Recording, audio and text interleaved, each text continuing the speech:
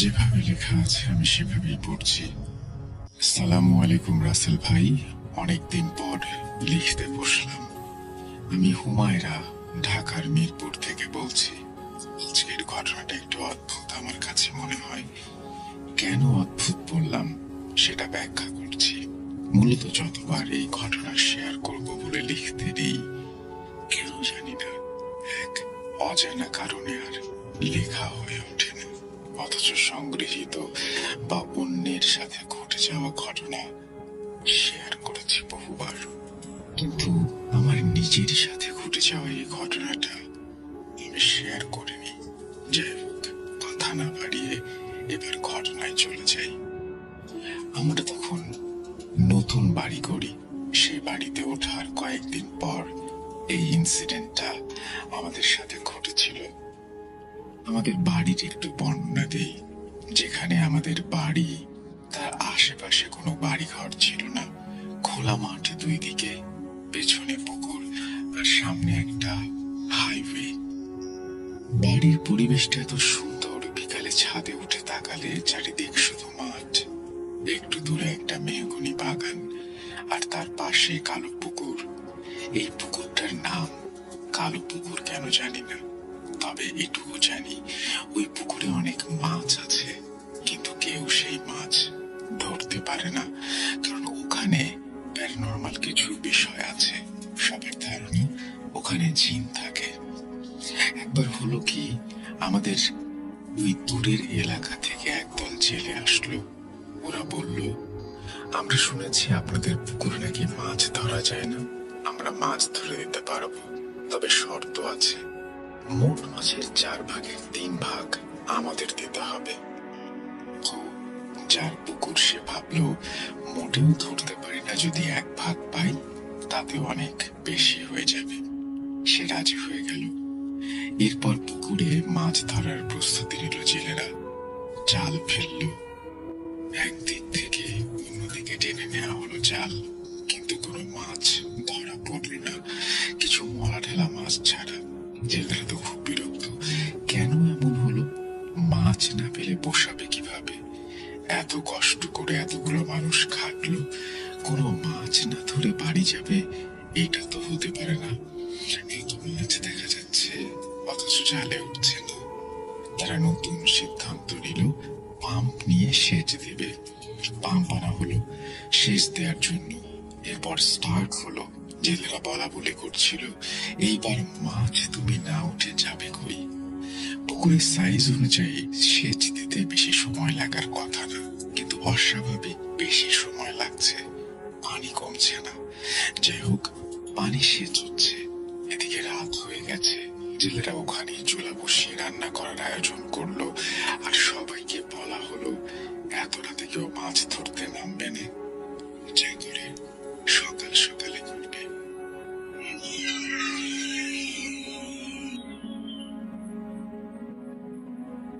ভোর রাতের দিকে পানি কমে আসলো।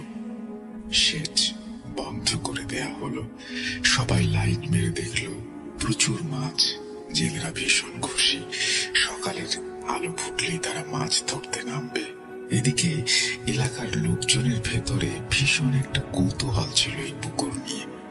তাই ভোর হতে তারাও হাজির হলো মাছ ধরা দেখার জন্য। কিন্তু তারা আশ্চর্যজনক ভাবে কোনো মাছ ধরতে পারলো না। যখনই কাদার মধ্যে থেকে মাছ ধরে ছুটিতে রাখা হয়, তখন তারা দেখতে পায় সেটা মাছ নয়, সাপ। তারপরে চোখের ভুল বা হ্যালুসিনেশন ভেবে আরো কিছুক্ষণ মাছ খোঁজাখুঁজির পর একে অন্যের কাছে জিজ্ঞাসা করে, তুমি কি মাছ দেখতে পাচ্ছ না সাপ? এমন সময় উপর থেকে এলাকার লোকজন চিৎকার শুরু করলো, সাপ সাপ বলে। ভয়ে জেলেরা সব পুকুর থেকে ছুটাছুটি করে উপরে উঠে গেল, কারণ পুকুর ভর্তি শুধু সাপ আর সাপ। সে সাপগুলো যেন তেন সাপ নয়, সংখ্যায় একটা দুইটা নয়, শত শত সাপ। কেমন একটা পরিস্থিতি চিন্তা করুন। একজন মানুষ শুধু নয়, এলাকার সব মানুষ জড়ো হয়েছে সেই সাপ দেখার জন্য। আমাদের এলাকার সকলেরই মনে আছে সেই ঘটনা, এবং এলাকায় সেটা একটা প্রচলিত ঘটনা হিসেবে বর্ণিত আছে। আপনি শুনলে অবাক হবেন। এখনো সেই পুকুর আছে এবং সেখানে এখনো কেউ একা যেতে সাহস পায় না। দিনে দুপুরে কিংবা রাতে যখনই সেখানে কেউ যাবে, দুইটা বা একটা সাপ নজরে পড়বেই। আর সেই ভয়ঙ্কর জায়গাতেই আমাদের বাড়ি। বাড়ির আশেপাশের পরিবেশটা দেখলে আপনার অন্যরকম এক অনুভূতি হবে। জায়গাটা ভয়ঙ্কর সুন্দর, যেখানে থাকতে আপনার ইচ্ছে করবে, ভালো লাগবে এবং ভয়ও করবে। যাই হোক, মূল ঘটনায় চলে যাই। আমরা নতুন বাড়িতে উঠলাম একটু তাড়াহুড়া করে, কারণ আমার দাদুর শরীরটা ভালো ছিল না। বার্ধক্যজনিত কারণে দাদুর তখন মুমূর্ষ অবস্থা। আর আমার বাবা খুব চাইছিল তার বাড়িতে তার মা যেন কয়েকটা দিন হলেও থাকতে পারে, তাই এত তাড়াহুড়া। আমরা নতুন বাড়িতে উঠলাম, চারিদিকে কোনো বাউন্ডারি নেই। ভয়ঙ্কর পরিবেশে ঠায় দাঁড়িয়ে আছে আমাদের সত্য করা সেই বাড়ি। আমার দাদুর অবস্থা ভালো নেই, ভুলভাল কথা বলা শুরু করেছে, প্রলাপ বকছে। এমন চলল সপ্তাহখানেক। তারপর দাদুর জবান বন্ধ হয়ে গেল। এভাবে 5 দিন কথা বন্ধ ছিল তার। তার সেই চিরবিদায়ের মুহূর্ত আসলো। তিনি মারা গেলেন। আত্মীয় স্বজন সবাই আসলো, বাড়ি ভর্তি লোকজন, একটা অন্যরকম পরিবেশ। এরকম কাটলো 4-5 দিন। তারপর যে যার বাড়িতে চলে গেল। রয়ে গেলাম শুধু আমরা 4 জন, আম্মু, আব্বু এবং আমরা 2 ভাই বোন। মৃত বাড়ি কেমন ভয় ভয় লাগে। সন্ধ্যা হলেই কেমন থমথমে পরিবেশ। একটা কথা বলতে ভুলে গেছি, বাড়িতে ওঠার পর থেকেই রাত হলে ঘরের চারিদিকে কেমন যেন একটা শব্দ পেতাম। মাঝে মাঝে বাড়ির ফ্রন্টের দিকে কলাপসিবল গেট ছিল, সেটা ধরে কেউ ঝাঁকাতো, ঝুলতো, এমন মনে হতো। কিন্তু দরজা খুলে গেটের কাছে কাউকেই পাওয়া যেত না। মাঝে মাঝে চাপা কান্নার শব্দ ভেসে আসতো। কি এক অদ্ভুত অনুভূতি, বলে বোঝাতে পারবো না। দাদি মারা যাবার একটা মনোকষ্ট, সাথে এরকম ভৌতিক পরিবেশ আমাদের জীবনটা কেমন দুর্বিষহ করে তুলল। রাত হলে মনে হতো, এটা আমরা কোথায় আসছি? এত ভয় লাগে, এখানে থাকবো কিভাবে? আমার বাবা বলতো, নতুন বাড়িতে উঠলে প্রথম প্রথম এরকম লাগে, আস্তে আস্তে ঠিক হয়ে যাবে। সে এই ভৌতিক ব্যাপারগুলোকে কোনোভাবে পাত্তাই দিচ্ছিল না। যাই হোক, এক রাতের কথা বলি। আমার বাবা হঠাৎ অফিসের কাজে বাইরে গিয়েছিল, আর যাওয়ার সময় বলে গিয়েছিল সে আজ রাতে বাসায় ফিরবে না। এমনিতেই বাবা বাসায় থাকতেই আমরা ভয়ে গুটিসুটি মেরে থাকি, আর বাবা না থাকলে আমরা কিভাবে থাকবো ভাবতেই পারছিলাম না। সন্ধ্যা হলো, আমরা 3 জন বাসায়। সামনের গেট এবং পেছনের দিকে বের হওয়ার জন্য যে লোহার দরজা, সেটা তালা দিয়ে দেই। আমরা নাস্তা খাচ্ছিলাম, হঠাৎ মনে হলো চারিদিকে প্রতিদিনের চেয়েও আরো বেশি নিস্তব্ধ এবং আকাশে বিদ্যুৎ চমকাচ্ছিল।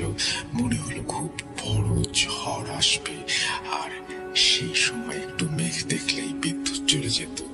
বাতাস, বৃষ্টি যাই হোক, বিদ্যুৎ নেই। সেদিনও তার ব্যতিক্রম ছিল না। বিদ্যুৎ চলে গেল, নিমিষেই অন্ধকারে ছেয়ে গেল চারিদিক। শুরু হলো ঝড়, বাতাসের তীব্র বেগে বয়ে চলা, সাথে আমাদের মনের ভয় হিম শীতল স্রোতধারাও বইছে।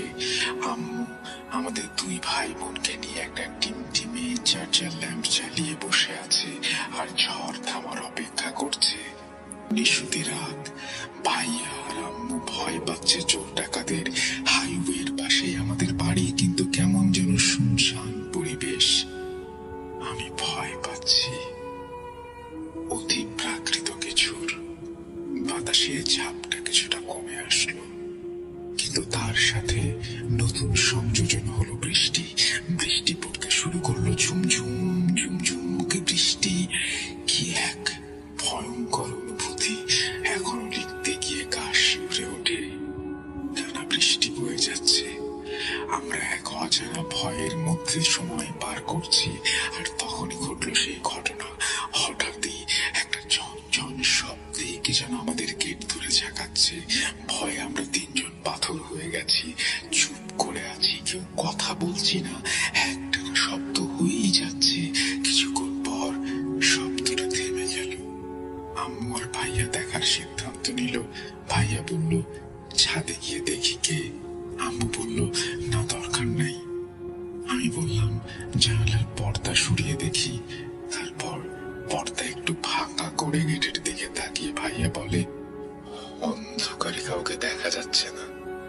আম্মু, ভালো করে আশেপাশে চেয়ে দেখো, কেউ নেই। হঠাৎই আকাশে বিদ্যুৎ চমকানোর আলোতে দেখলো কে যেন দাঁড়িয়ে আছে গেটের কাছে।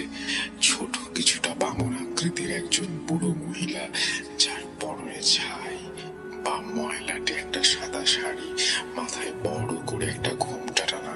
ঘোমটার কারণে মুখ দেখা যাচ্ছে না।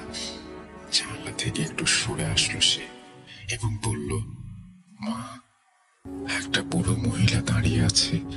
আম্মু, মনে হয় কোনো বুড়ো মানুষ বিপদে পড়েছে, চলো দরজা খুলে দেখি কে। আম্মু আর ভাইয়া কোনো প্রকার ভৌতিক ভয় পাচ্ছিল না। তারা ভাবলো কে জিজ্ঞেস করি। কিন্তু আমি সেই ছোটবেলা থেকেই এই অতি প্রাকৃত জিনিসে অনেক ভয় পাই। আমি বললাম, যেও না, ভয় লাগছে। আম্মু বলল, গেট তো লক করায়, জাস্ট দরজাটা খুলবো, দেখবো কে। তারা দরজা খুললো এবং দেখলো কেউ একজন মাথা নিচু করে দাঁড়িয়ে আছে, যার মাথাটা ঘুমটার কারণে দেখা যাচ্ছে না। মুখের স্থানে কেমন যেন অন্ধকার। আম্মু বলল, কে আপনি, কি চান? এই ঝড় বৃষ্টির রাতে কোথা থেকে এসেছেন? সে মুখ না তুলে কেমন অদ্ভুত ভাবে মাথা নাড়ছে। আমি সেই দৃশ্য আজও ভুলতে পারি না। কেমন নারী পুরুষ মিশ্রিত কণ্ঠে বলল, দরজা খোলো, খোলো, দরজা খোলো। এত ভয়ঙ্কর ছিল সেই কণ্ঠস্বর। আম্মু ঠাস করে দরজা বন্ধ করে দিয়ে বলল, এ তো মানুষের কণ্ঠস্বর মনে হচ্ছে না। আমি চিৎকার দিয়ে কান্না শুরু করেছি। ওইদিকে চলছে সেই ভয়ঙ্কর কণ্ঠের চিৎকার, দরজা খোলো, দরজা খোলো। সামনের দরজার পর পেছনের দরজা ধরে ধাক্কা দিচ্ছে আর বলছে, দরজা খোলো। কখনো ডান দিকের জানালা, কখনো বাম দিকের জানালা, সবকিছু হচ্ছে খুব দ্রুত। একজন বৃদ্ধ মহিলার ক্ষেত্রে এত দ্রুত এই জানালা থেকে ওই জানালায়, এই দরজা থেকে ওই দরজায় মুভ করা কোনোভাবেই সম্ভব না। আমার আম্মুর বুঝতে বাকি রইল না ওই বুড়ি মহিলা আসলে কে। আম্মু আমাদের দুজনকে দুই হাতে চাপড়ে ধরে শুধু সূরা পড়তে লাগলো, আল্লাহু লা ইলাহা ইল্লাল্লাহুল হাইয়ুল কাইয়ুম, অর্থাৎ আয়াতুল কুরসি। খুব জোরে জোরে পড়তে থাকলেন। এভাবে কতক্ষণ সময় কেটে গেছে বলতে পারবো না। হঠাৎ ভাইয়ার ডাকে আমাদের চৈতন্য ফিরে পেলাম। আম্মু পড়া বন্ধ করলো। ভাইয়া বলল, শব্দ আর হচ্ছে না। আশ্চর্যজনক বিষয় হলো, আয়াতুল কুরসির এত ক্ষমতা, অথচ আমরা এর গুরুত্ব সব সময় বুঝতে পারি না। সেই রাতে এত বড় বিপদ থেকে রক্ষাকারী অলৌকিক বাণী হলো আয়াতুল কুরসি। কিছুক্ষণ পর বিদ্যুৎ চলে আসলো। তখনও আমাদের ভয় পুরোপুরি কাটেনি। হঠাৎ আবার বাইরের গেটে ঠক ঠক ঠক ঠক শব্দ। কে যেন ডাকছে ভাইয়ার নাম ধরে। না, এবার ভৌতিক কোনো বিষয় নয়। কণ্ঠস্বরটা আমাদের পরিচিত। বুঝতে পারলাম এটা আমাদের কাজিন শাহজাহান ভাই। কাক ভেজা হয়ে গেটে দাঁড়িয়ে আছে। আমি যেন প্রাণ ফিরে পেলাম। তাড়াতাড়ি তাকে গেট খুলে ভেতরে ঢুকালাম। এভাবেই সে ভয়াবহ রাতের সমাপ্তি ঘটল। আমাদের বাড়িটা এখনো আছে, তবে বহু বছর আর সেখানে আমরা কেউ থাকি না।